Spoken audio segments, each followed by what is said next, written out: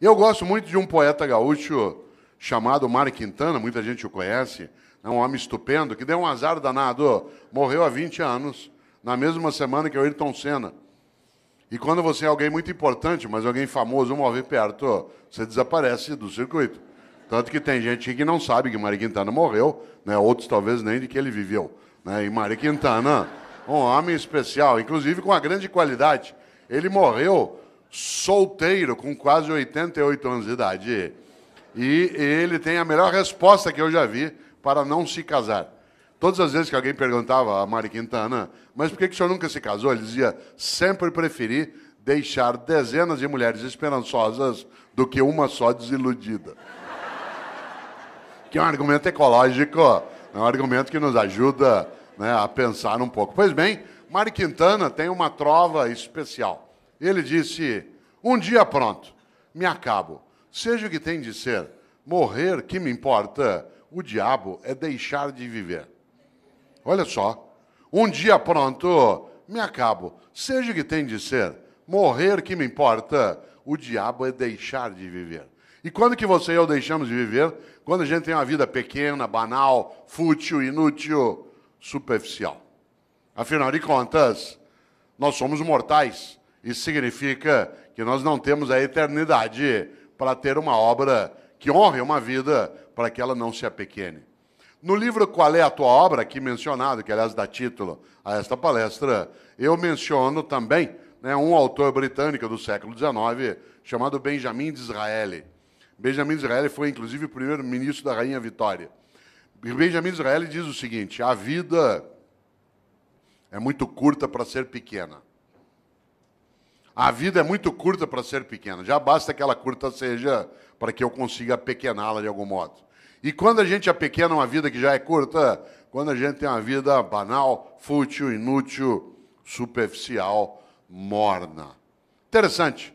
Nós temos hoje aqui um grande grupo de homens e mulheres que no campo do município ou do estado atua na atividade pública, isto é servidor.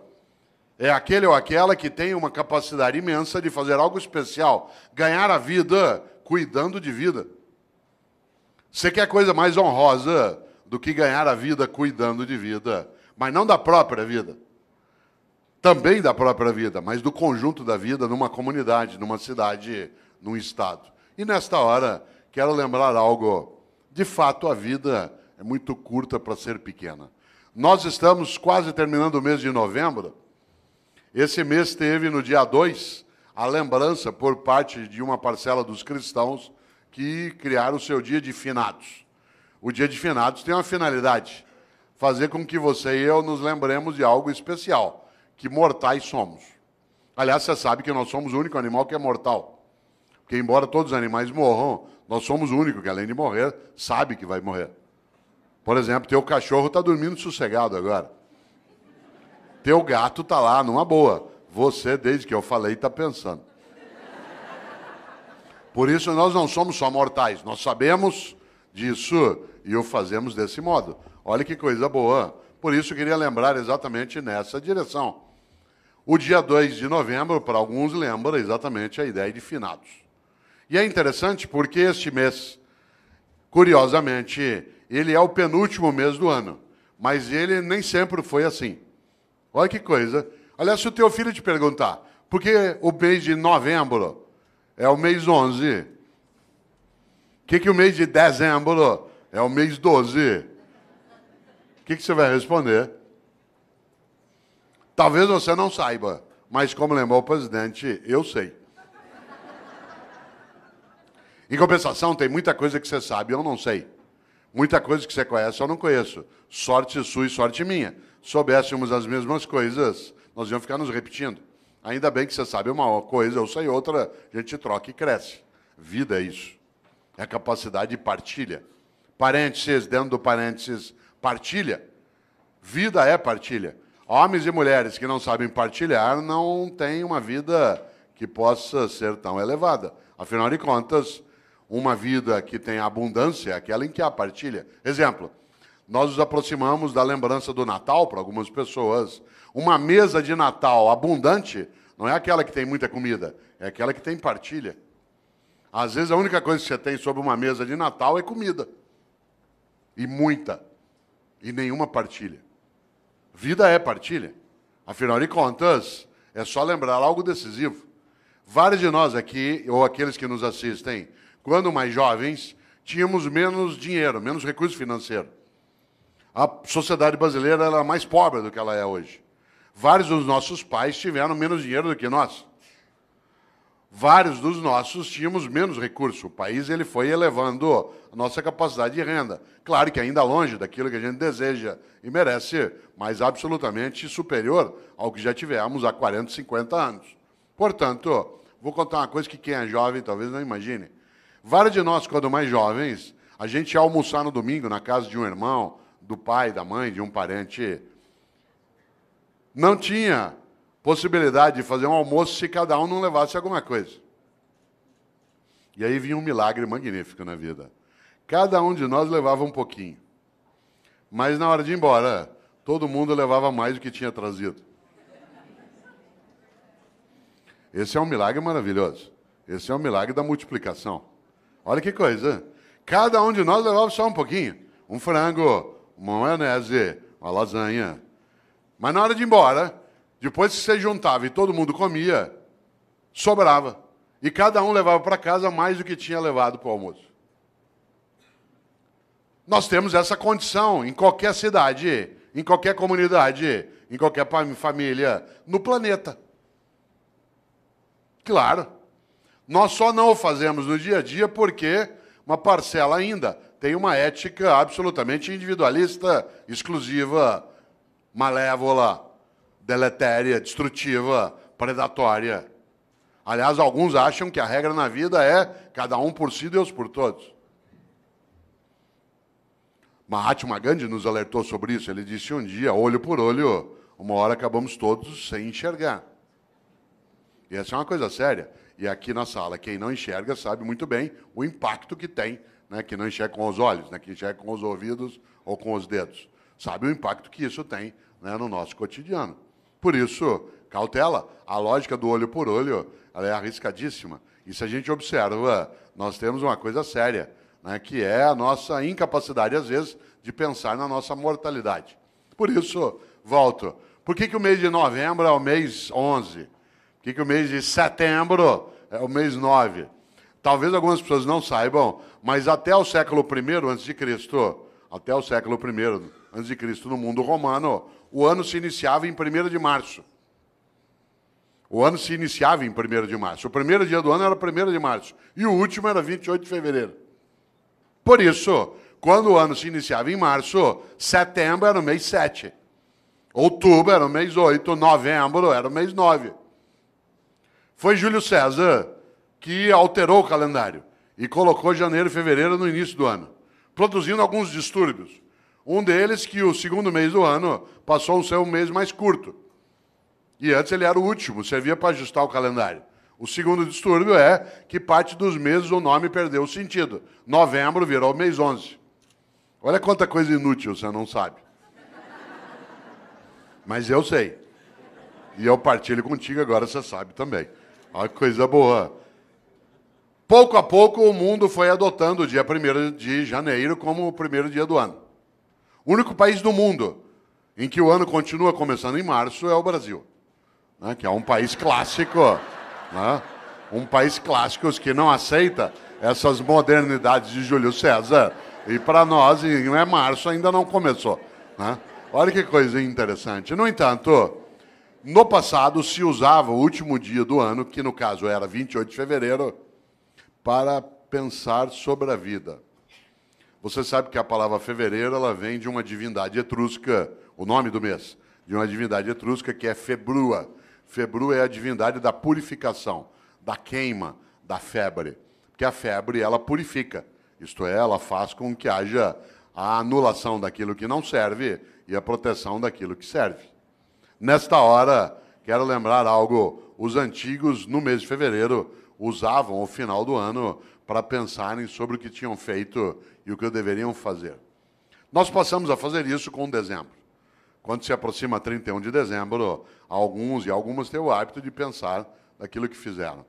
Isso é típico de algumas religiões, entre elas o judaísmo, o islamismo e o cristianismo, que tem uma ideia muito forte na vida.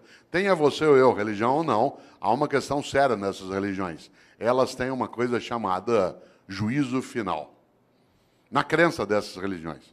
O que me assusta na ideia de juízo final não é o fato de ser final, mas o fato de ser juízo. Porque na crença dessas religiões, insisto, acredite você ou não, essa é uma questão tua privada, há algo decisivo.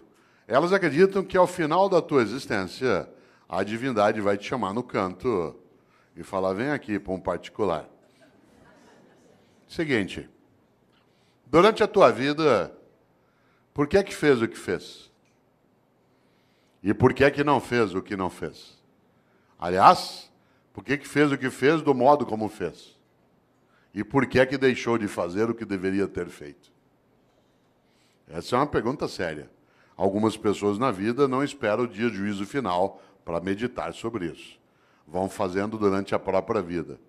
Pois bem, os cristãos construíram, a partir da influência judaica, uma percepção. E essa percepção ela se consignou na ideia também de juízo final no último livro da Bíblia dos cristãos, que é aquele que fala do fim, que é o livro da Revelação ou o livro do Apocalipse. Quem aqui tiver uma Bíblia cristã, dê uma olhada um dia. Esse livro é um livro terrível. Ele não é terrível porque é horroroso, mas porque ele traz algumas coisas para meditar. E se você observa, lá no livro do Apocalipse, no capítulo 3, versículo 15 e 16, os cristãos escreveram: Deus vomitará os mornos.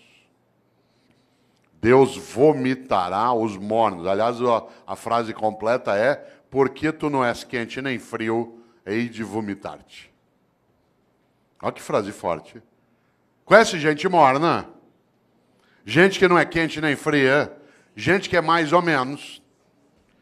Que é quente ou frio não, que não cheira nem fede. Sabe gente morna? Morna no trabalho, morna na comunidade, morna na prefeitura, morna na câmara, morna na escola. Morna.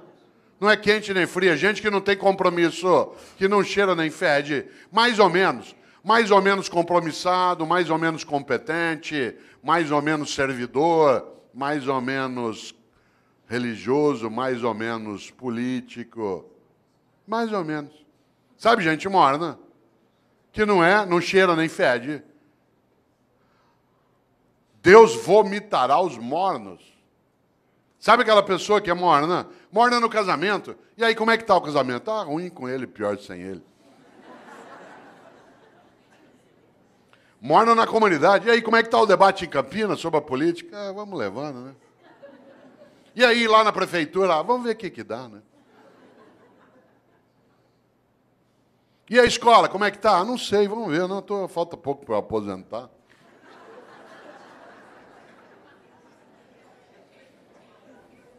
Deus vomitará os mornos. Gente que é morna na amizade. Você vai apertar a mão dela, com licença, ela dá só a pontinha do dedo. Você aperta aquela minhoca desmilinguida. Você vai abraçar, a pessoa abraça meio de lado, meio parece que tem nojo. Sabe gente que economiza afeto? Pessoas que esquecem que afeto e conhecimento é uma coisa que se você guardar, você perde.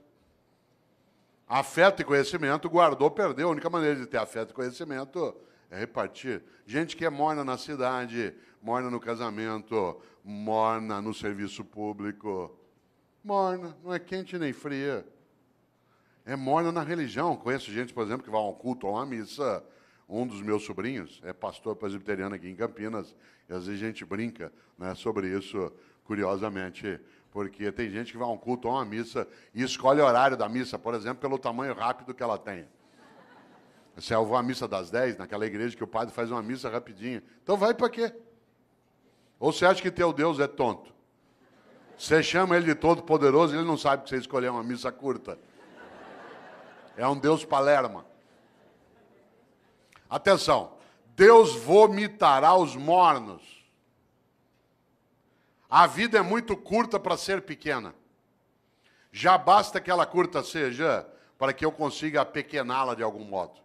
E quando é que você e eu apequenamos a vida? como eu disse, quando é uma vida superficial, banal, fútil e inútil. Eu, Cortella, no dia que eu me for, e eu me vou, e você também. Mas eu não quero ir, eu quero ficar. Lamento. Só tem um jeito de ficar. Se você fizer falta. Eu tenho um livro chamado Viver em Paz para Morrer em Paz. E nesse livro eu faço uma pergunta na capa que eu queria fazê-la aqui agora. A pergunta é, se você não existisse, que falta faria? Não pense nisso numa sexta-noite após beber um pouco. Se você não existisse, que falta faria? Por exemplo, tem gente que faz uma falta imensa. Tem gente que faz uma falta imensa na tua vida. Alguém que te criou, alguém que te apoiou, alguém que estava contigo. E tem gente que não faz falta nenhuma. Teve gente que não vai poder ir ao teu Natal porque não está ou já morreu, vai fazer uma falta imensa. E tem gente que não vai e vai te dar uma alegria imensa. São aqueles que nos dão o agradável prazer da ausência delas. Já imaginou? Cuidado! Você sabe que morrer é ser esquecido. Você, quando faz falta, não é esquecido. Não é casual que no grego arcaico o verbo para morrer e o verbo para esquecer seja o mesmo, que é letos, de letal. Porque morrer é ser esquecido. Enquanto alguém lembrar de você, derramar uma lágrima, der risada por algo que você fez e que ele recordou, pegar uma roupa tua e cheirar e ter uma boa lembrança ou saudade, enquanto a pessoa olhar algo que você fazia, querer lembrar de uma comida que você gostava, você continua vivo. Morrer é ser esquecido. Claro, se você for a um cemitério agora dia 2, você deve ter notado. Né? Tem túmulo que está abandonado, tudo caído, o vaso não é cuidado mais. Aí morreu. Enquanto alguém estiver contigo, na memória, no coração, olha a palavra que eu vou usar de propósito, na recordação. Recordar é fazer passar de novo pelo coração. Recordar, recordes. Você continua vivo. Interessante. Há pessoas que morrem em vida, porque são banais, fúteis, inúteis, e não fazem a menor falta. Tem gente que nos faz, repito, uma falta imensa. Só tem um jeito de fazer falta. Para fazer falta na vida, você tem que ser importante. Não confunda importante com famoso. Tem muita gente que é importante e não tem a menor fama, e tem muita gente que é absolutamente famosa e não tem a menor importância. Uma pessoa importante é aquela que faz falta. Por exemplo, enquanto nós estamos aqui agora, tem uma auxiliar de enfermagem no hospital da Prefeitura do Estado que está lá tirando as escaras de alguém que está em coma há 3 meses. A pessoa nem sabe que está sendo cuidada. Aquela pessoa é absolutamente importante, aquela enfermeira. Tem alguém que está ajudando a cuidar do abastecimento em Campinas, que está agora numa repartição, fazendo nota de empenho para a gente poder ter reforma na escola, poder ter via pública estruturada. Tem alguém que está numa Câmara Municipal ajudando a preparar projetos. São pessoas absolutamente importantes, mas que não são, de maneira alguma, famosas. A fama passa. Eu, Cortella, às vezes eu sou famoso, depende da semana, do programa de televisão que eu participo. As pessoas passam a semana inteira, te vi na televisão, te vi na televisão. Eu estava agora em novembro, no programa da Fátima Bernardes, a semana inteira falaram, te vi na TV, vou estar lá agora dia 10 de novo, 10 de dezembro. Aí eu sei, semana inteirinha, te vi na Fátima, depois de uma semana, vai embora. Claro. A fama passa, a importância fica. Só tem um jeito de ficar, ser importante. E a importância você constrói onde você está. Na família, no governo, no legislativo, numa atividade de natureza privada, numa escola. Afinal de contas, uma pessoa importante é aquela que fica nos outros.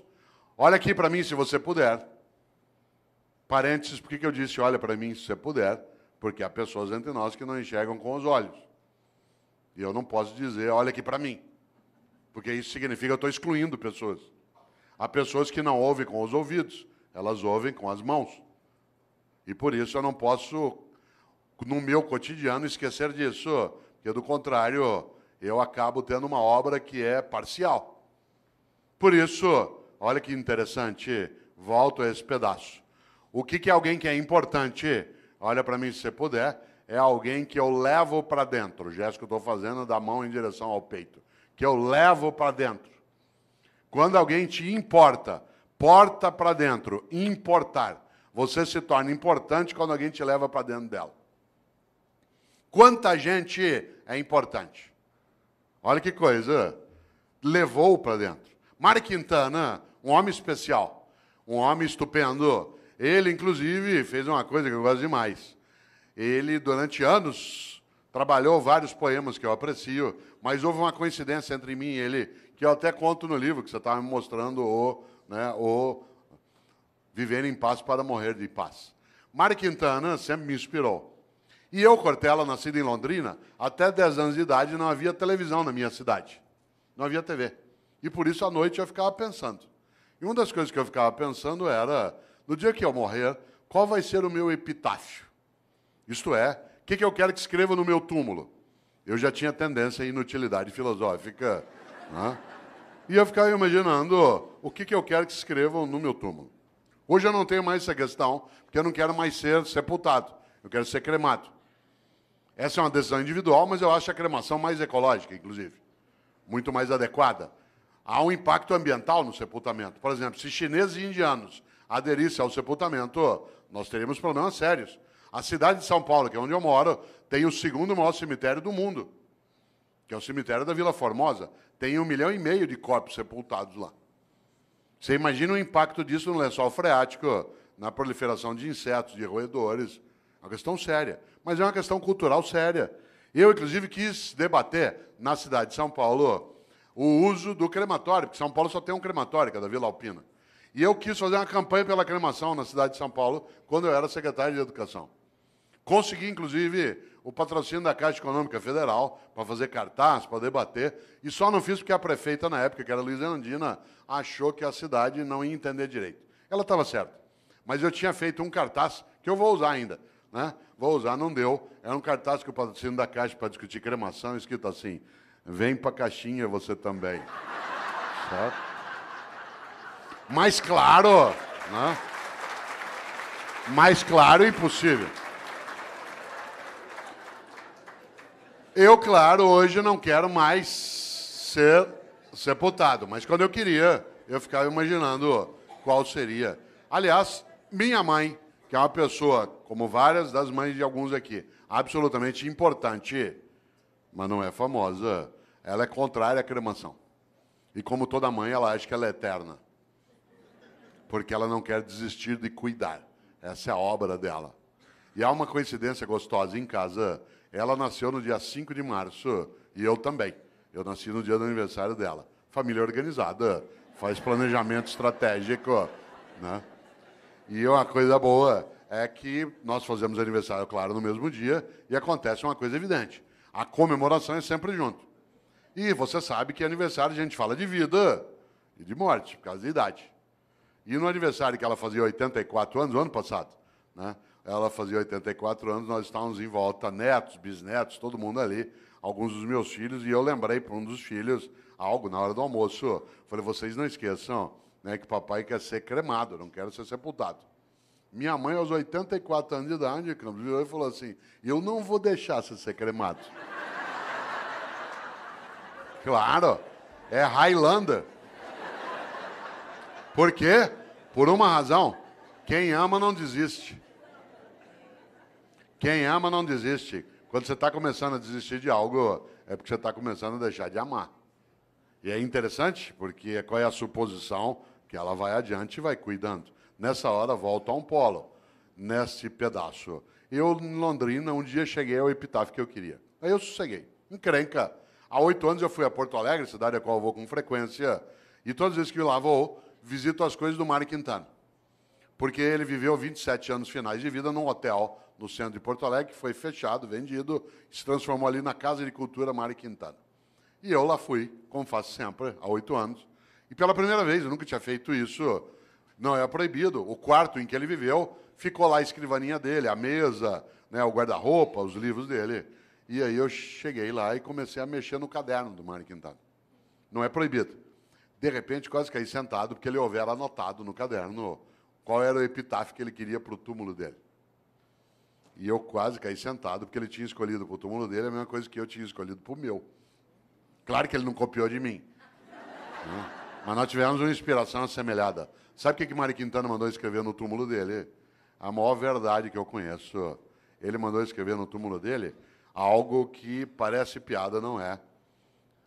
Ele mandou escrever no túmulo dele: eu não estou aqui. Olha que coisa maravilhosa. Eu não estou aqui. Eu não estou aqui. Onde está Mário Quintana? Em nós. Na amizade que repartiu, na solidariedade que ofereceu, na felicidade que construiu, na solidariedade que protegeu, na sexualidade que assumiu, na religiosidade que praticou. Onde está Mário Quintana? Em nós. Por isso, a vida é muito curta para ser pequena. E eu, Cortella, no dia que eu me for, e eu me vou, e você também, eu quero ficar. Só tem um jeito de ficar, na minha obra. Porque eu sou mortal, mas eu não preciso ser inútil. A minha mortalidade é presente, mas a minha vida não precisa ser desperdiçada. Por isso, lembra esse fato. No dia que eu me for, eu quero ficar. Só tem um jeito de ficar, nas outras pessoas. Eu sou professor há 40 anos. Parte da minha obra é exatamente isso. Alguns aqui são servidores públicos há 15, 20 anos. A tua obra é aquilo que você faz no dia a dia para ajudar a proteger essa comunidade. Outros trabalham em tribunais de conta. A tua obra é exatamente a cuidar daquilo que é o recurso público, da lisura da vida, da capacidade da decência. Alguns atuam no legislativo, outros no executivo, outros atuam no executivo dentro da atividade docente, né, dentro de uma escola, outros no hospital, outros num conselho, outros cuidam de família. Qual é a finalidade? Não ser inútil.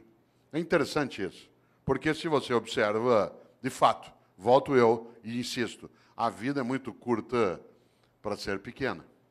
E nesta hora, uma das coisas que dá inutilidade, superficialidade a uma vida é aquela em que a pessoa não percebe e nem pensa qual é a obra que ela tem.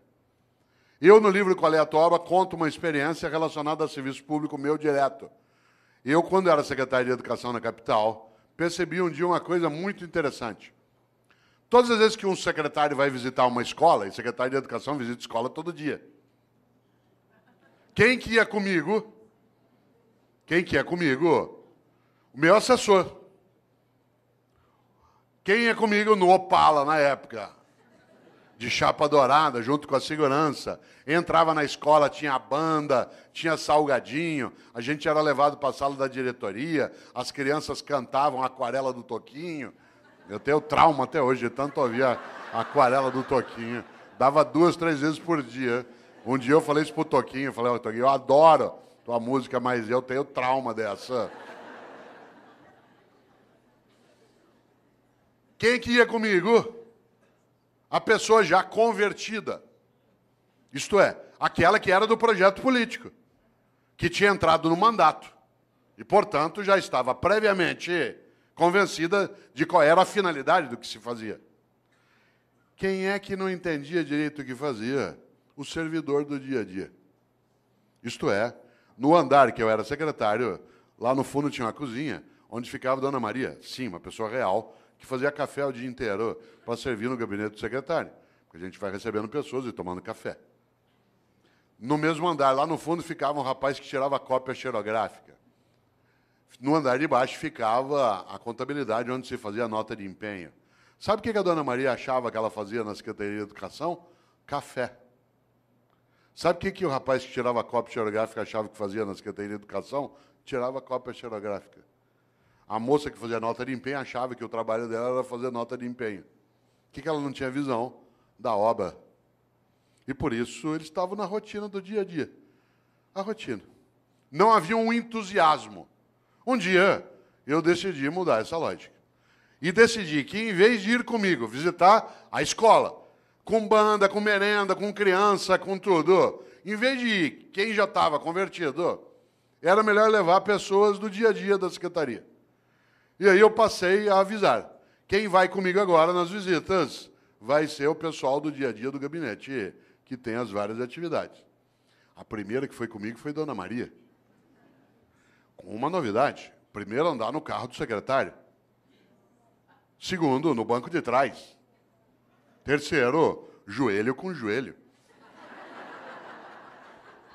Com batedores da Polícia Militar na frente, como é na capital às vezes, ou da Guarda Metropolitana. E ao chegar na escola comigo, não só privar de uma conversa, que não tinha que ser comigo, eu estou falando da simbologia da autoridade. Né? Chegar lá na escola, em vez dela ir fazer o café e servir, ela ia ser servida. E ela entrava e via a banda, e via as crianças, e via a reforma da escola. Vocês não fazem ideia. Quando a Dona Maria voltou, a partir dali era outra Dona Maria. De repente, ela entendeu uma coisa, que o que ela fazia na Secretaria de Educação não era café, era educação.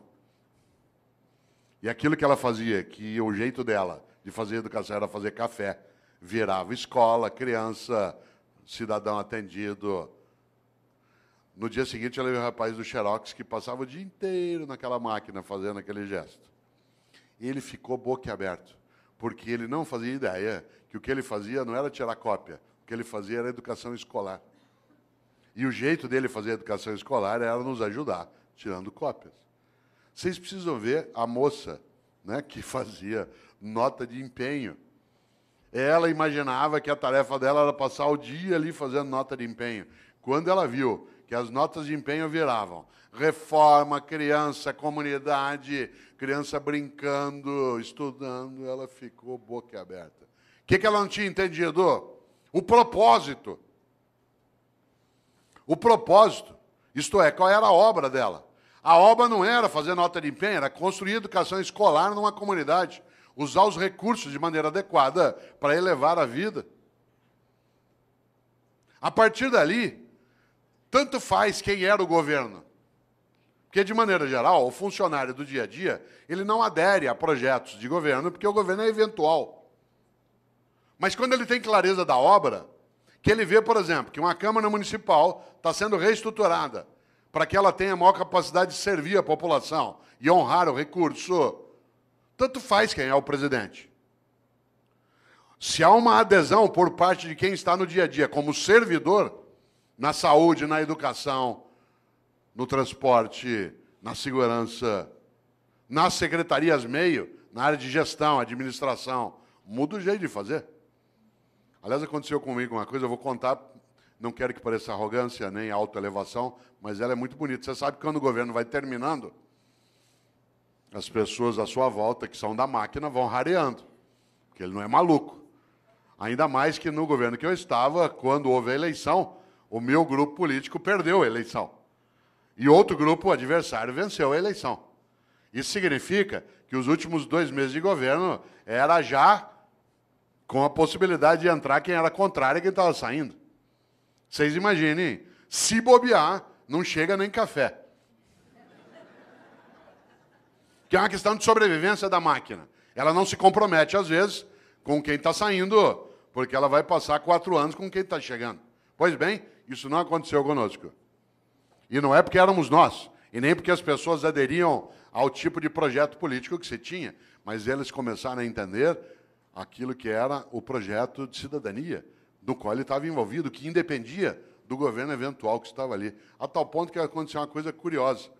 Quando, da posse do novo governo, eu fui dar posse ao novo secretário. Estava ele e todo o staff dele aqui. E nós estávamos saindo lá de cá. E o auditório lotado, na época era na Avenida Paulista, lotado de servidores que estavam ali para a posse de quem chegava e a despedida de quem partia. Pois bem, aconteceu uma coisa que até hoje eu me arrepio de lembrar, e não tem a ver só comigo, tem a ver com o projeto em geral. Na hora que eu terminei a minha fala e transmiti o cargo, é a hora de quem perdeu sair e honrar aqueles que vão comemorar a vitória e o governo deles. E, portanto, eu me levantei e toda a minha assessoria, Campos Filho, levantou junto. Claro. E aí eu fui saindo. Quando eu fui saindo, todos os servidores levantaram e fizeram um corredor polonês. Fizeram uma fila dos 2 lados e nós fomos saindo e eles foram batendo palma. até a gente sair do prédio. Vocês imaginem, em tese, no serviço público, isso é arriscar a cabeça em alto nível. Só não foi porque quem estava chegando, no caso, que era o vice-prefeito de São Paulo, que também se tornou secretário de Educação, também ele era professor, que era o professor Solon Borges dos Reis, que já faleceu, que era do CPP. Mas olha que coisa maravilhosa. Eu estou falando isso não para exaltar a nós, inclusive porque uma parte das pessoas não tinha nenhum vínculo ideológico, ou nenhuma simpatia, né, pelo grupo político, mas ele tinha porque ele percebeu algo decisivo, que era a obra. Porque a gente estava tentando que ele não fosse morno. Por isso, vida com propósito. Coisa curiosa, há pessoas que estão nessa área e que não o têm. E que têm uma obra diminuta, pequena. Por isso eu vou contar uma coisa. No serviço público, algo que é muito perigoso, que é gente morna. Porque essa gente morna, ela, de maneira geral, ela acha que o que ela faz é só aquilo como um emprego. Você sabe disso. Na área privada também isso acontece, mas na área pública há uma destinação diferente, que é a própria atividade pública em si. Por exemplo, tem uma coisa que é muito perigosa. Na minha área, que é a educação escolar, vou contar uma coisa que quem é professor aqui, o professor sabe. Tem gente que atua no ensino público e no ensino privado. E se comporta de um jeito no ensino privado e de outro no ensino público. No ensino privado, participa das reuniões, das atividades. No ensino público, tira todas as licenças, vê tudo que pode. Aliás, tem gente que atua em ensino público e despreza a escola pública. Despreza. Ameaça o filho com a escola pública. Você não está estudando, você vai ver, vou te pôr numa escola pública, você vai ter que conviver com aquela ralé. Essa pessoa tem que ser decente e ir embora. Porque é absolutamente nojento que alguém afira, aliás, os rendimentos da área pública e não respeite a área pública. É absolutamente nojento receber aquilo que se tem sem que se respeite quem paga. É absolutamente nojento imaginar que se possa ganhar o sustento em algo que se despreza. Isso é comum. Isso é comum, inclusive, a pessoas que no dia a dia, você sabe, eles argumentam que ele vai ser mais ou menos, também pelo salário que me pagam. Você já imaginou esse princípio aplicado ao corpo de bombeiros? Tua casa está pegando fogo, já apagaram a sala, a cozinha. De repente você olha, o bombeiro está enrolando as mangueiras, guardando. Fala, onde você vai? Ué, 5 horas, é o meu horário. Então, mas está pegando fogo lá. Não, mas ó, é o meu horário, me paga até essa hora. Já imaginou um cirurgião no hospital fazendo uma sutura de apêndice? Tem que dar 20 pontos na sutura, ali no teu ponto de Mark Barnes, para poder fechar direitinho, porque não tem equipamento para fazer laparoscopia. O que ele faz? No 8º ponto, fala, vou parar aqui mesmo, pelo que me pagam. 8 pontos está bom já. Você já imaginou? Você sabe que há pessoas que se conduzem desse modo no cotidiano. Obviamente que eu não estou falando de trabalhar sem remuneração, estou falando de outra coisa. Da capacidade de entender o quanto que a vida é muito curta para ser pequena. E algumas pessoas se apequenam no modo como se relacionam na atividade que desenvolvem. Por isso, volto eu aqui a uma questão, você que ainda tem um tempo de desespero até 11 horas. Qual é a tua obra? Quando você se for, e você se vai, e eu também, o que vai ficar? O que vai ficar que não estrague, não apodreça? E repito, não seja objeto de disputa odiosa. Isto é, o que você e eu fazemos que honra nossa própria existência? Interessante. Uma das coisas mais marcantes quando se pensa em gestão e liderança é gerir para elevar a vida coletiva. Atuar de maneira que não seja cínica. Ética não é cosmética. Ética não é cosmética, não é uma coisa de fachada. Desse ponto de vista, claro, se nós imaginamos o propósito daquilo que fazemos, é a nossa capacidade de ganhar importância. Eu já observei, você também, várias situações em que algumas pessoas, elas não deveriam estar naquela atividade, especialmente em alguns ramos da atividade pública, porque ela, primeiro, não merece que o povo pague o salário dela, porque ela finge, e segundo, ela despreza aquele lugar. Mas há outras pessoas que, é claro, merecem muito mais do que recebem. Há outras pessoas que, de fato, têm que ser honradas no dia a dia, na atividade pública, mas nem sempre. Afinal de contas, como você bem lembra, há uma coisa aí que é decisiva, que marca, inclusive, nossa percepção. A ideia que se tem até, né, e que não pode, de maneira alguma, ser deixada de lado de pessoas que não querem se apequenar. Curioso. Quem aqui é professora ou professor, se você acabou de entrar na atividade de docente, se você é um funcionário novo na Câmara ou na Prefeitura, vou te dar um conselho. Se você quiser ter uma vida que seja relevante, que cresça, ouça o que eu vou dizer. Afaste-se de funcionário velho.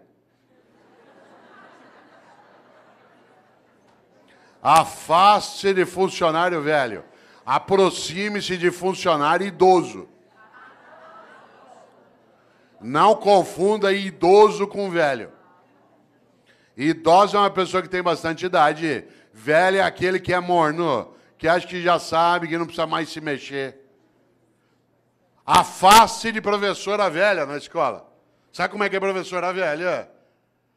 Idosa é uma pessoa de 65, 70, 80 anos de idade. Velho é aquele que é morno. Quer ver um exemplo? Você chega numa escola cheia de ideias, quer fazer coisas, a professora velha fala assim, ih, sossega aí. Com o tempo você vai aprender. Quando você estiver no meu tempo de serviço público, você vai ver. Sossega, fica na tua. É só mudar governo, as coisas voltam ao que era. Afaste de funcionário velho. A pessoa velha, ela faz mal. Ela é homicida. Isto é, ela assassina as condições de vida coletiva numa comunidade. Se ela estiver na atividade pública, pior ainda. Você já imaginou? Aproxime-se de gente idosa. Gente idosa quer aprender, frequenta a escola, vem para debate, lota um auditório na Câmara. Os que têm mais idade aqui, alguns perguntariam, tal como eu, o que você veio fazer? Quero continuar aprendendo, sabendo, indo buscar. Há pessoas que acham que já sabem. Ah, não, para quê? Ao contrário. Por isso, atenção. Há um grande pensador que muitos conhecem aqui, chamado Padre Antônio Vieira, um grande português que viveu no Brasil. Padre Antônio Vieira começa um sermão dizendo: o peixe apodrece pela cabeça. O peixe apodrece pela cabeça. Já viu um peixe apodrecer? Ele apodrece da cabeça para o resto do corpo. E há pessoas que apodrecem pela cabeça. Isto é, uma cabeça que é morna, fútil, banal, inútil. Afinal, o que é vida? A vida é curta para ser pequena, e é curta mesmo, 75 anos. É a nossa média hoje. 75 é nada. Para alguns que são jovens aqui, 75 é muito. Para vários de nós, é depois da manhã. Quando você tem 30 até 70, é. Agora não. Muda muito. Eu tomei um susto outro dia, vereador, porque eu fui fazer uma compra por internet. E eu tinha acabado de receber um cartão de crédito novo. E aí eu fui pôr, na hora que pediu a data de validade do cartão, fiquei parado olhando. O cartão tem mais validade que eu. Quando o teu cartão tem mais validade que você fica olhando aquilo. Claro, 75 é pouco. Minha mãe, 85 anos de idade, domingo me falou assim, filho, hoje lá na igreja uma velhinha me falou, falei, mãe, defina a velhinha. Ela fala, ah, ela deve ter uns 87. Fala, ah, bom. Claro. O que é vida?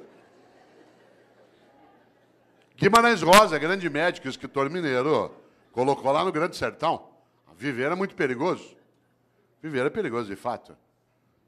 E nascer, então? Já imaginou como é difícil nascer? Tanto que a natureza é sábia, ela tira de nós a memória do nascimento e dos primeiros 3, 4 anos de vida. Porque é tão impactante sair do útero que a gente é apagado da memória para não sofrer. O lugar mais seguro que você já teve no universo é o útero da tua mãe. Tanto que quando você está mal, você quer voltar para lá. Você estava lá 8 meses e meio, numa boa, sem fazer nada. Meio líquido, nós adoramos meio líquido. Você estava lá balançando, não tinha que respirar, era alimentado automaticamente por um tubo, não tinha quase ruído, não tinha luminosidade, não havia contato, a temperatura era sempre equilibrada, homeostática. Melhor lugar do universo que você já teve. Tanto que quando você está mal, você quer voltar para lá. Você perdeu um amigo, perdeu alguém, perdeu um amor, você quer ficar no escuro, deitado, com o joelho em direção ao peito. Posição fetal. Você olha no hospital para pessoas com problemas mentais, nuas no pátio, deitadas assim, encolhidas. Claro, você estava lá numa boa, sossegado. De repente, depois de 8 meses e meio, esvaziou o líquido. E você começou a sentir contrações à tua volta. E foi escorregando, escorregando, escorregando. E alguém te segurou. E você sentiu contato pela primeira vez. Te ergueu, tirou do útero. Tinha luz no ambiente.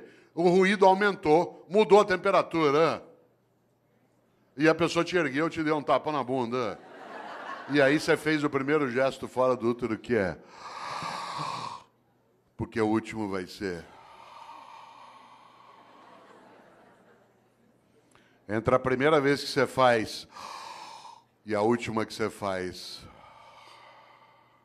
tem vida. Por isso que é bom não desperdiçar isso. E tem gente que desperdiça humilhando pessoas, sendo hipócrita, fingindo, desviando. Olha só. E ainda tem uma encrenca, dura só 75 anos. Divididos do seguinte modo: do 0 aos 25 você está se montando. Tua estrutura física, psíquica, relacional, cognitiva, reprodutiva. Dos 25 aos 50, você está reproduzindo outros humanos e trabalhando em alta intensidade. E dos 50 aos 75, você se prepara para o desembarque.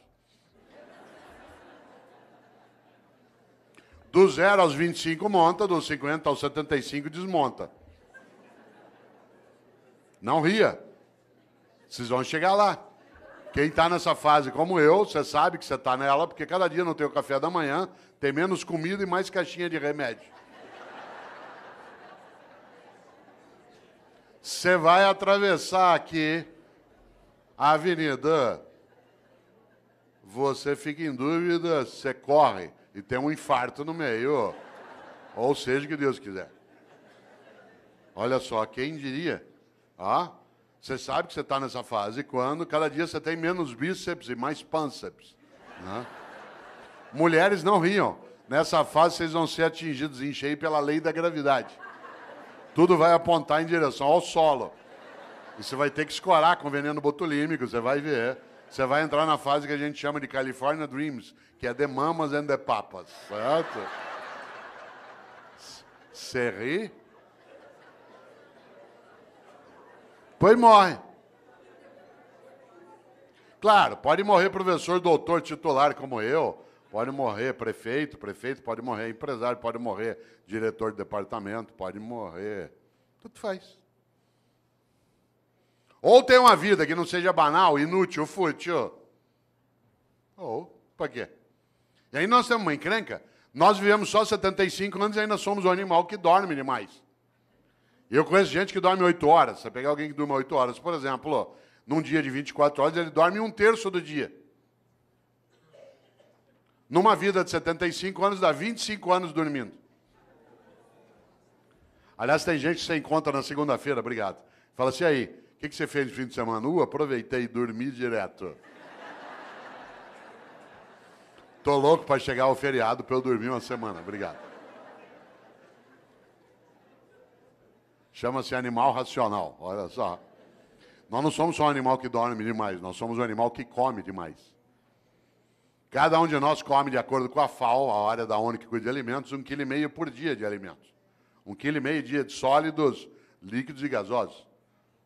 1,5 kg, não é tanto. Por exemplo, você já comeu hoje, vai comer daqui a pouco, depois toma um lanche, uma latinha de refrigerante de 300 ml tem 300 gramas.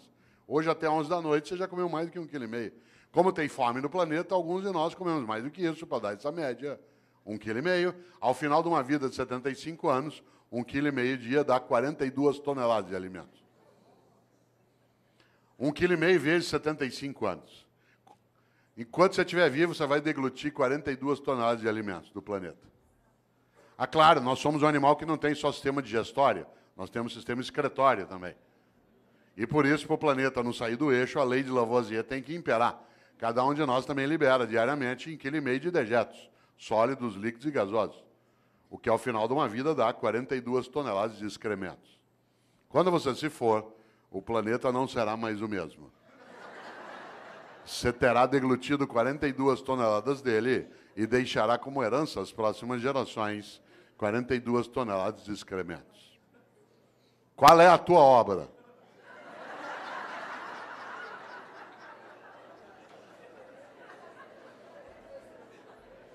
Você sabe que tem gente que leva a vida desse jeito. Ela destrói o ambiente, humilha pessoas, furta, desvia, finge, só para poder dormir mais do que necessita, comer e excretar em banheiros especiais. Esse é o reino da mediocridade. As revistas que mais vendem são as que mostram chiques e famosos nas suas camas, nas suas mesas e nos seus banheiros. Os programas de TV que mais fazem sucesso são os que mostram pessoas trancadas numa casa ou numa fazenda, comendo, bebendo e excretando pelos 7 ou 8 orifícios que tem. Reino da mediocridade. Tem gente que diz que não tem 1 hora por dia para brincar com o filho, para ver lua junto, para fazer uma oração, para estudar. Mas tem 1 hora por dia, sabe para quê? Para ficar parado vendo gente comendo, bebendo e excretando. É tão forte isso que qualidade de vida para nós hoje, o que é? Cada um tem um quarto com banheiro.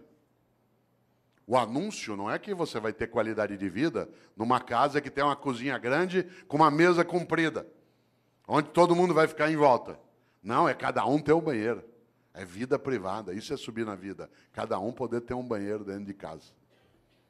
Você já imaginou? Não é o lugar da partilha, da convivência. Isso é um risco. Claro. Já pensou? Depois morre. Se bobear, não fará falta. Interessante. Aliás, sabe o que uma pessoa fala quando ela está morrendo? Quem aqui é da área de medicina sabe disso? Eu me lembro o tempo que dava aula na Santa Casa, em alguns momentos em São Paulo, que se ia até a UTI. Numa UTI é um lugar onde tem mais complicação. Sabe o que as pessoas falam quando estão morrendo? Ela não gruda em você, com licença, professor. Ela não gruda em você e diz assim, doutor, pelo amor de Deus, deixa eu viver mais um dia que eu quero mandar em mais gente. Doutor, por favor, deixa eu ficar vivo mais 1 semana que eu quero humilhar mais algumas pessoas. Doutor, pelo amor de Deus, deixa eu ficar vivo mais 2 dias que eu quero comprar mais um carro. Sabe o que as pessoas falam quando estão morrendo?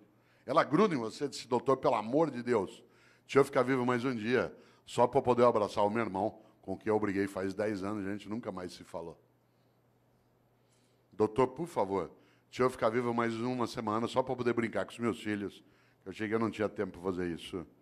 Doutor, pelo amor de Deus, deixa eu ficar vivo mais 1 hora, só para poder dizer para minha mulher o quanto que eu amo, porque eu achei que se eu falasse muito isso, ela ia ficar mal acostumada, o que é verdade. Sabe do que as pessoas falam na hora da partida? Daquilo que importa na travessia. E como disse um dia o grande Guimarães Rosa, o importante não é chegar nem partir, é a travessia. E a travessia você faz com outros e outras. Por isso, qual é a tua obra? Minha obra não é ser imortal, coisa que não sou, mas é ser eterno. E eu não sou eterno do ponto de vista religioso, eu sou na obra que deixo, naquilo que ajudei a fazer naquela cidade, naquela família, naquela repartição, naquela secretaria, naquele legislativo. Algo que no dia que eu partir, e eu partirei, e você também, que eu não tenha medo de me perguntarem por que fiz o que fiz. Você já imaginou? Essa é uma das coisas mais fortes. Agora eu vou te contar uma coisa. Aproveitando que você ainda tem quase 26 minutos de desespero. Muita gente não quer nem saber dessas questões. Sabe por quê? Porque ela quer viver de maneira automática, robótica. Para que pensar sobre isso? Para que pensar sobre a obra? Ao contrário, quando a gente encontra num dia como hoje, um auditório na nossa Câmara Municipal, pleno de homens e mulheres, para pensar coisas desse tipo, é sinal que a gente tem alternativas boas. Isso é um belo sinal daquilo que a gente precisa e precisa fazer. Nesta hora, volta a um polo. Há pessoas que envelhecem a cabeça, a prática, a percepção. Ela não frequenta uma escola porque ela acha que já sabe. Nem uma escola de governo, nem uma escola do legislativo. Gente velha acha que já está pronta. Isso é um perigo. Um dos meus filhos, o André, que tem 37 anos, ele até faz o prefácio de um livro meu, chamado Não Nascemos Prontos. O André, quando ele tinha 18 anos, um dia ele estava fechado no quarto dele em casa, em São Paulo, ouvindo rap. Eu gosto de rap, mas não é qualquer rap que eu gosto. E eu estava na sala em casa ouvindo ópera. Eu gosto de ópera, mas não é qualquer ópera que eu gosto. Música boa para mim é aquela que me emociona. Se ela me emocionar, ela é boa. Quem aqui gosta de ópera sabe que ópera a gente ouve um pouquinho mais alto. Ele saiu do quarto dele injuriado por causa da altura da música. Hoje ele gosta de ópera, na época não. Veio até a sala e falou: pai, pelo amor de Deus, desliga isso, pai. Aliás, eu estava ouvindo uma área do Puccini, que é maravilhosa, que eu não posso cantar aqui porque ela é para soprano, chamada Mio Babino Caro, meu papaizinho querido, que é magnífica. A Maria Callas a gravou um dia. Pena que eu não posso cantá-la aqui, né, por ser para soprano, mas talvez você a conheça. Eu até dou risada, porque tem gente que coloca essa área na igreja em cerimônia de casamento, na hora da bênção das alianças. Eu falei isso outro dia aqui em Campinas. E é curioso, porque ou a pessoa não entende ópera, ou ela entende muito de casamento, porque a área fala de uma menina que vai se matar.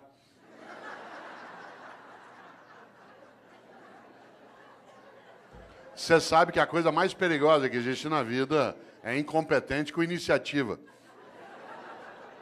Incompetente com iniciativa é um perigo numa secretaria, num centro cirúrgico, num fogão, no volante de um ônibus, numa sala de aula. Você já pensou? Aliás, deixa eu ver se eu tenho. Olha que coisa interessante. Mio Babino Caro, meu papaizinho querido, né, que é exatamente do grande, do especial Puccini.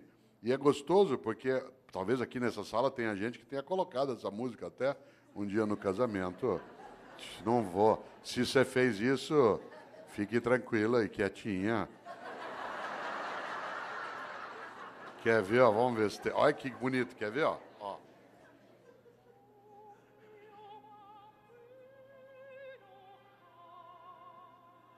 Ó, meu papaizinho querido.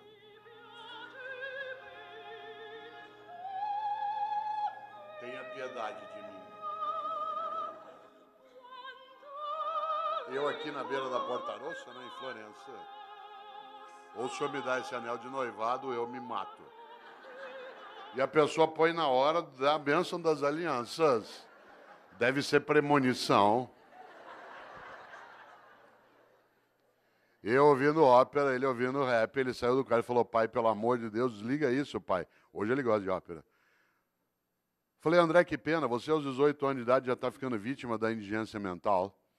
Você aos 18 anos de idade fechou tua cabeça para aquilo que é diferente do que você já conhece. Você aos 18 anos de idade acha que o único modo de fazer as coisas é como você já fazia. Você aos 18 anos de idade ficou impermeável à renovação do teu conhecimento. Você aos 18 anos de idade acha que a única trilha a ser caminhada é aquela que você já caminhou. Você aos 18 anos de idade está ficando refém da pobreza das ideias. Ele falou: pai, você está ficando louco. Eu falei: André, eu estou ficando louco, você está ficando velho. Insisto, não confunda idoso com velho. Idoso é uma pessoa que tem bastante idade.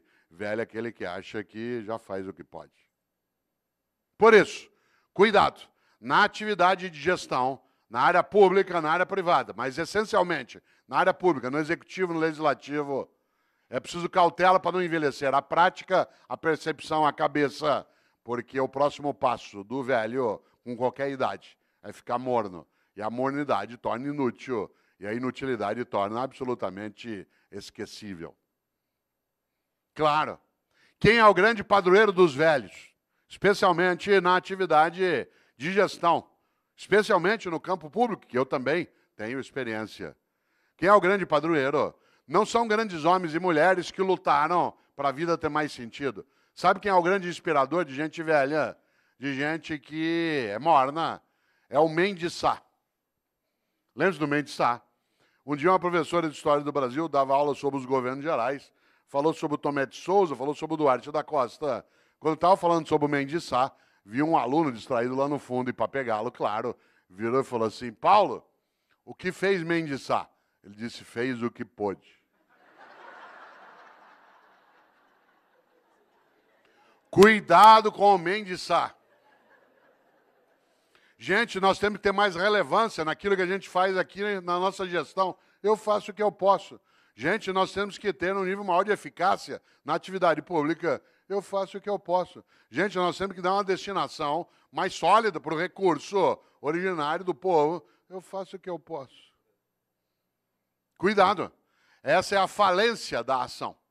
É a admissão da síndrome do possível. No Brasil tem uma coisa chamada síndrome do possível, que é um perigo. Quer ver um exemplo? Você leva teu carro no mecânico hoje à noite aqui em Campinas, diz, olha, meu carro está com um barulho estranho. Ele diz, vou fazer o possível. Você vai ao médico e diz assim, doutor, eu estou com uma dor no pâncreas. Vou fazer o possível. Você chega para um funcionário, olha, eu precisava disso. Vou fazer o possível. Você desanima. Imagine que você está aqui agora, você sabe que ainda faltam 21 minutos para você se libertar de mim, você começa a se irritar, você tem coisa séria para fazer, de repente você começa com uma dor, uma cólica no baixo ventre, que vai para lá e para cá, tua perna direita começa a tremer, você começa com um pouco de sudorese, ânsia de vômito, calafrio, isso é sinal de apendicite. A gente pega você, leva para um hospital aqui perto, afere tua temperatura, vê que você está com indício, te pré-anestesia, vai levando para o centro cirúrgico, você vai deitado no corredor, vendo passar aquele teto branco na maca. Aí você gruda na mão do médico e diz assim, doutor, vai dar certo a operação? Ele diz, vou fazer o possível.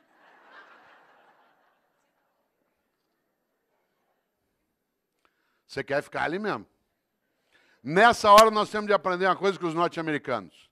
Não é tudo com eles que a gente aprende, não é tudo deles que a gente rejeita. Tem várias coisas deles que a gente não precisa aprender.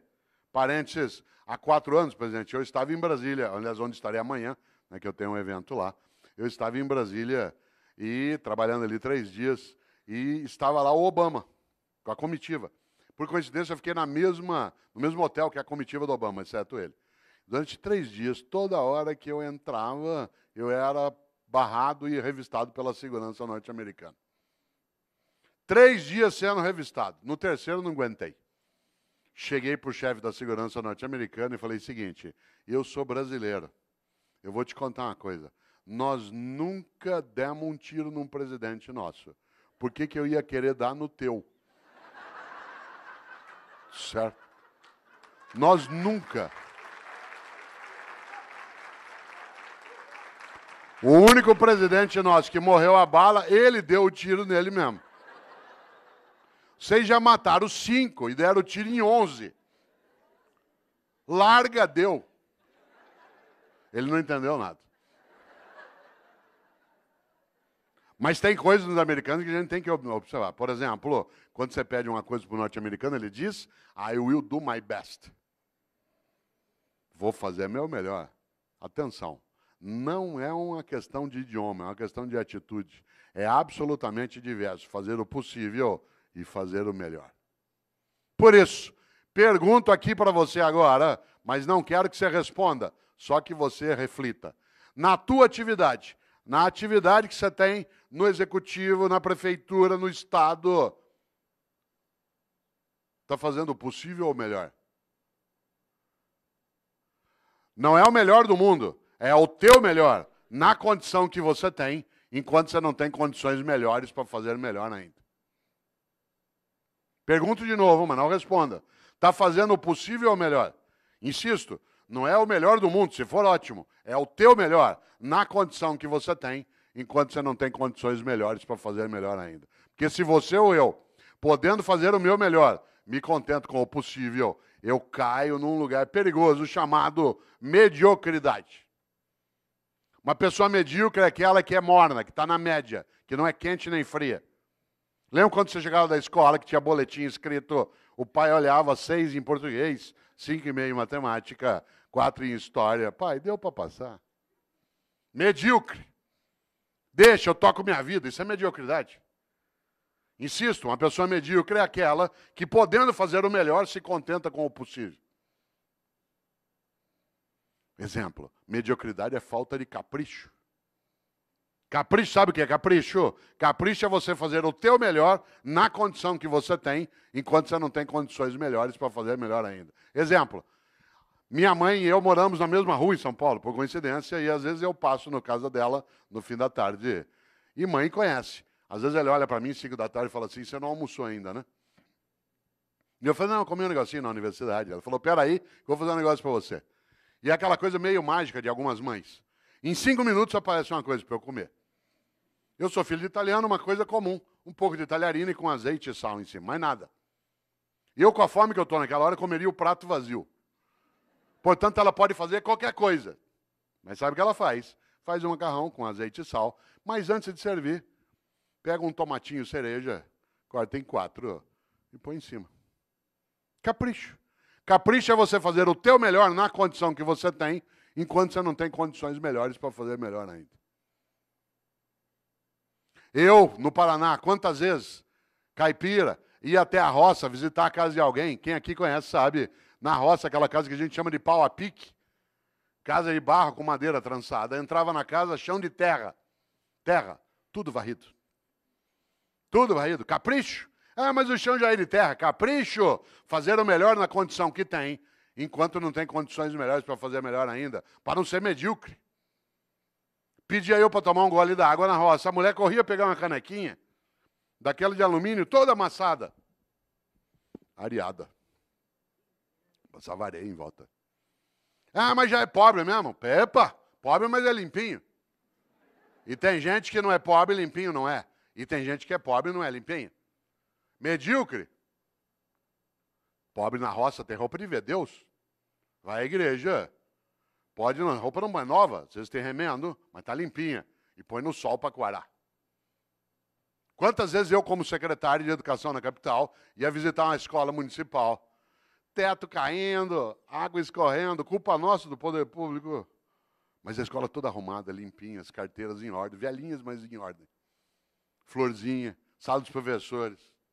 Capricho. Capricho é você fazer o teu melhor na condição que você tem, enquanto você não tem condições melhores para fazer melhor ainda. Tem gente que é medíocre. E aí a obra fica medíocre. Ah, mas do jeito que me pago. Ah, mas do jeito que é. Ah, mas eu não tenho condição. Todos os dias nesta cidade, às 3:30 da manhã, algumas pessoas acordam, pegam 2, 3 ônibus ou a moto e vão trabalhar no resgate do Corpo de Bombeiro ou do SAMU. Passa o dia tirando gente do meio de ferragem. Para ganhar no fim do mês 3.200, 3.400. Já imaginou? O que ele faz ali? O melhor. Se você perguntar para ele por que ele faz, ele falou, porque é importante fazer. Fazer o melhor naquela condição. Ah, mas eu não tenho desfibrilador na viatura, ou eu não tenho material de sutura. Fazer o melhor na condição que tem, enquanto não tem condições melhores para fazer melhor ainda. Eu conheço professor e professora, que é a minha área de rede pública do Estado da Prefeitura, que tem uma carência imensa de material e faz um trabalho magnífico, porque faz o melhor naquela condição, enquanto não tem condições melhores para fazer melhor ainda. Há pessoas que, em nome da condição, degradam a ação, em vez de ter um trabalho que é concomitante. Luta para melhorar as condições e vai fazendo melhor com aquelas que tem. Ah, mas aqui é assim, eu faço o que eu posso. Por isso, cautela. Quero aproveitar agora esses teus 13 minutos de desespero para pensar um pouco uma ideia dentro disso. Para a vida ter propósito, para você e eu não termos uma vida banal, fútil, inútil, superficial.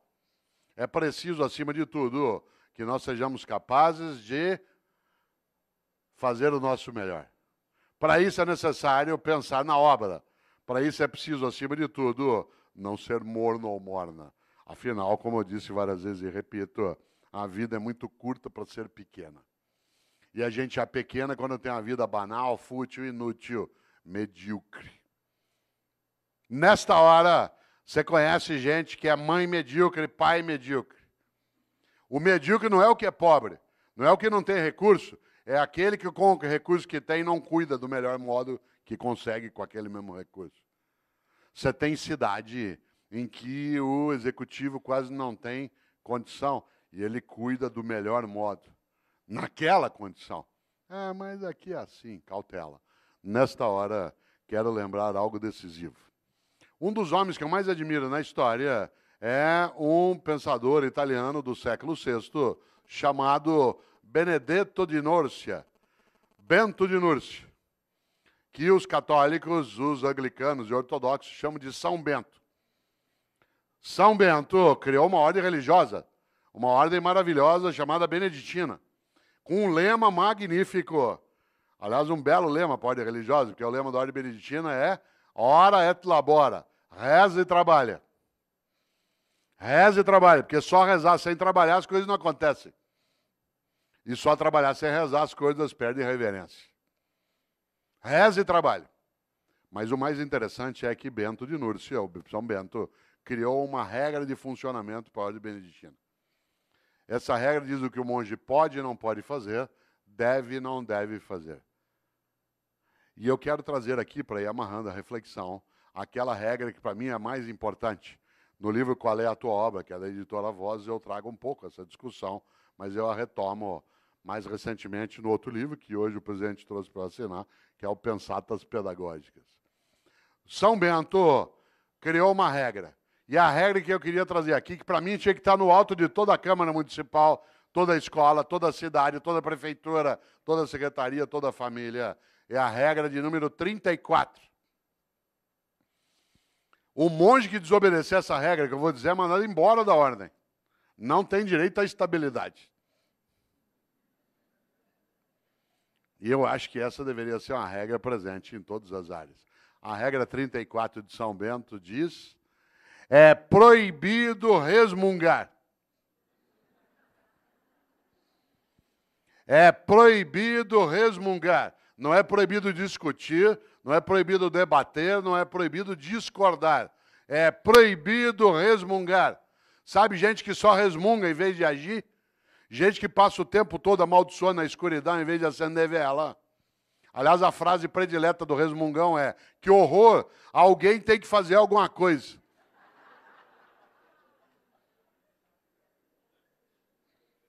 É proibido resmungar. Não é proibido discutir, debater e discordar. Mas o resmungão é medíocre. Aliás, todo resmungão é vagabundo. Toda resmungona é vagabunda. E a melhor maneira de não precisar fazer nada é acreditar que nada pode ser feito. Por isso, todo vagabundo e toda vagabunda tem uma característica: é pessimista. Aliás, é tão vagabundo que nem chama a si mesmo de pessimista, chama de realista. Porque a melhor maneira de não precisar se mexer é achar que não há nada que vale mexer. Por isso, todo vagabundo ou vagabunda é pessimista e prefere acreditar que nada pode ser feito. Tudo que você propõe, ele diz, não vai dar certo. Vamos fazer uma escola legislativa? Não funciona. Vamos fazer uma escola de governo? Para quê? Vamos mexer na organização da Câmara? Vamos estruturar um Tribunal de Contas no Estado que cada vez mais possa dar decência ao recurso coletivo. Isso aqui no Brasil. Opa! O pessimista é, acima de tudo, alguém que se aproxima do bandido. Não por escolha, mas por omissão. Como diz uma antiga frase, os ausentes nunca têm razão. Vamos fazer uma palestra para discutir qual é a tua obra? E isso não funciona, não vem ninguém. Ó. O que faz o otimista? Tem uma encrenca. O otimista tem que ir atrás, juntar, procurar, chorar, se arrepender, querer largar. Falou, vou largar isso, eu vou sair disso aqui. Para quê? Não funciona. Mas o pessimista, ele tem uma coisa. Ele não tem esforço nenhum a fazer. Aliás, o pessimista, você já notou, a única coisa que ele faz é sentar e esperar dar errado. Aí você fala assim, mas não está dando errado. Ele fala, espera que você vai ver. O otimista tem que estudar, fazer curso, ir atrás, se arrepender, querer largar, juntar com outro. voltar e repensar, chorar de vez em quando. Mas o otimista tem uma grande vantagem. A vida dele não é pequena. Pode até ser curta. Ah, mas olha só, para quê? Não vai funcionar. Para quê? Ó, por isso, atenção, agora que você ainda tem 7 minutos. É proibido resmungar. Não é, repito, proibido discordar, debater. Resmungar, sim. Nós vivemos em 2014 no Brasil uma coisa belíssima. Um debate sério, em vários momentos, em outros nem tanto. Numa eleição, nós não estamos habituados a debater. A tal ponto que metade quase tentou matar a outra metade. Que ele não está habituado ao debate no dia a dia. E nós estamos aprendendo a fazer. Mas nós tivemos coisas que são maravilhosas. São 7 eleições em seguida, num país de 514 anos, primeira vez. Bom demais, democracia é uma coisa que a gente constrói junto. Democracia não é ausência de ordem, é ausência de opressão. Claro que a ordem tem que existir. Democracia não é ausência de ordem, é ausência de opressão. Nesta hora, o que diz o pessimista? Ah, isso não vai funcionar. Olha só. O que faz o otimista? Junta, volta, vai outra vez, se arrepende, se candidata, não quer mais, acha que esse chefe vai liquidar, resiste mais um pouco, vou esperar, quem sabe ele morre. Ué, a natureza também nos ajuda em algumas coisas. O que eu quero dizer com isso? Qual é a tua obra? Quando você se for, e você se vai, e eu também, o que vai ficar? Eu tenho certeza, você não quer ser medíocre, nem eu. A gente não quer ter como nosso patrono Mendes Sá. Eu faço o que eu posso. A gente não quer envelhecer a cabeça, a prática, a percepção, a própria vida. O que a gente quer? Fazer o melhor na condição que a gente tem, enquanto a gente não tem condições melhores para fazer melhor ainda. Diz, mas Cortella dá na mesa, sabe por quê? Porque tanto faz se eu faço o melhor ou não, não vai acontecer nada. Essa é a hora que é necessário lembrar exatamente que é proibido resmungar. Você só terá uma coisa a ganhar se você não for medíocre. Uma vida que não seja fútil, inútil, banal. Afinal de contas, independentemente de existir ou não, um juízo, essa é uma questão individual, vale algo decisivo. De novo, Mário Quintana. Um dia pronto, me acabo. Seja o que tem de ser. Morrer que me importa. O diabo é deixar de viver. Aliás, outro gaúcho, Aparício Torelli, que apelidou a si mesmo de Barão de Itararé, tem uma frase que parece óbvia, não é? Ele dizia, a única coisa que você leva da vida é a vida que você leva. A única coisa que você leva da vida é a vida que você leva. Mas eu queria lembrar, para ir amarrando, algo especial. Um grande homem estupendo, chamado Albert Schweitzer. Um homem que, inclusive, tem influência sobre a cidade de Campinas, porque pessoas que dirigem aqui, o Boldrini, estudaram com Schweitzer e o conheceram também. Schweitzer foi um grande professor e um grande médico. Aliás, ele foi o Nobel da Paz, de 1952. Schweitzer, quando tinha 30 anos de idade, achou que como professor era pouco, que ele queria ser mais importante, não famoso, mais importante. E ele decidiu aos 30 anos de idade fazer medicina. E aí ele foi embora, e 7 anos estudando medicina. Formou-se, sabe o que ele fez? Foi embora para a África, lá para o Gabão. E ficou 50 anos no Gabão, meio século, colocando a vida dele a serviço dos outros. Aliás, no dia que ele morreu, tem uma coisa curiosa. O corpo do Albert Schweitzer está sepultado na Europa, mas o coração está no Gabão. Porque quando ele morreu, o povo do Gabão quis o coração dele, fisicamente.